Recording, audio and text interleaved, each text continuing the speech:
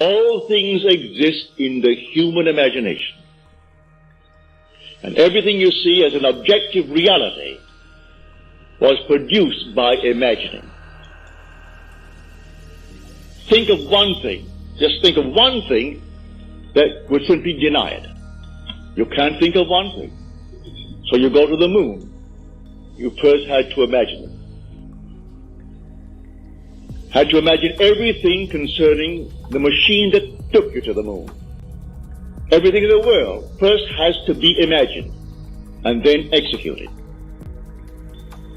The intelligence to do it will come, but you take the blueprint first and conceive it and dwell in it as though it were true.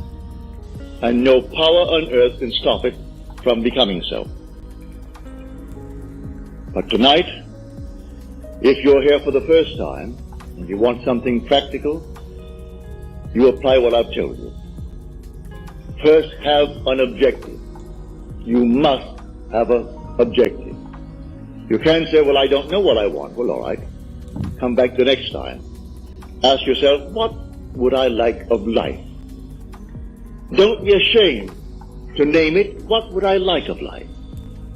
Well, then, try to get some objective. Now, prayer, as far as I'm concerned, is nothing more than the subjective appropriation of the objective hope. That is the way to success. I appropriate it subjectively. How do I appropriate a state subjectively? Well, suppose now, this very moment, I wanted a ball, an ordinary baseball. But there isn't a baseball in the room, all right? But I want one. I would actually assume that I am holding a baseball in my hand until I can feel it. You think you can't feel it? Well, now try it. Try to feel what it would be like if you held a baseball. Now, to prove that you have held it, see what it feels like, the difference now, a tennis ball. See any difference? All right, a golf ball. See any difference? A piece of silk. You feel any difference? If you can distinguish between these many objects, though they are subjective, then there must exist somewhere. If you can actually separate them in your mind's eye and distinguish between these objects, I can begin to feel, begin to sense, begin to smell a rose. Well, a rose doesn't smell or doesn't actually have the odor of another flower. I can detect the rose. Now a lily, an Easter lily. I can detect that. Well, what does it do? Well, I'm going to get them. Someone will think of Neville and send him a flower. And it's going to be the flower that I'm going to actually feel and touch and smell. It works that way. Money has an odor. It's unlike any odor in the world. It's more fragrant to the miser than the most marvelous perfume in the world. He can tell it. You put a money bag to his face, and it's like putting roses to mine. He loves it. He can smell money. He can feel it. Money has a distinct feel about it. Put a $20 bill in your hand and ask you to feel it, and then put another piece of paper in your hand, and you can tell the difference. There's a difference. It is an odor to it. All this is part of the inner man, that all things are possible to him. Try it. Before you condemn it, try it. And if you have the evidence to support my claim, well, then it doesn't matter what the world will tell you. If he laughs at you, so what? So they laughed at everyone who had an idea that seemed a little bit off-center. Always laughed at him. They laughed at the idea of going to the moon. Well, now it's an accomplished fact. There are still those who won't believe it happened, you know, because they don't want to believe that it ever happened. There are those who said you couldn't go down and actually live underwater. Now we have a submarine. There are still those who won't believe it. You can present them with all the facts in the world, and they won't believe it.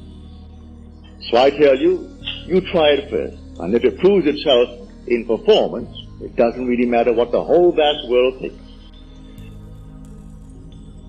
So tonight, take a goal. Make it a lovely goal, either for yourself or for another. Any time that you exercise your imagination lovingly on behalf of another, you're mediating God to that other. So, bring a friend before your mind's eye. Represent him to yourself as the man or the woman that you would like them to be.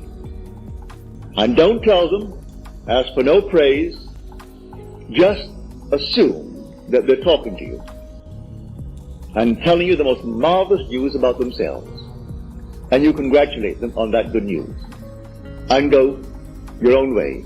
Believe in the reality of that imaginal act. It may happen tomorrow. It may happen the day after, or a week later, or a month later. It has its own appointed hour, and it is ripening, and it's going to flower. So don't be concerned. Leave it alone, and it will come to pass.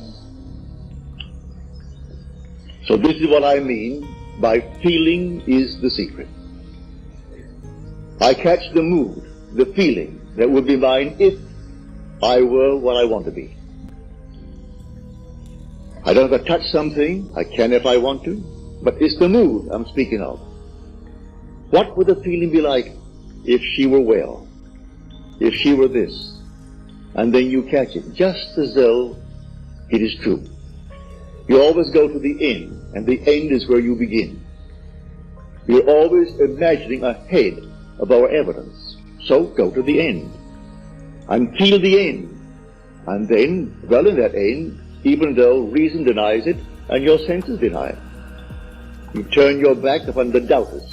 That is your senses and what reason dictates. That's the hell or the devil or Satan in the world. That's the doubter. So you turn your back upon it. And then you walk as though things were as you want them to be. And living in that assumption, it slowly hardens into fact. Even though at the moment of the assumption it was denied by reason, an assumption, though false, if persisted in, will harden into fact.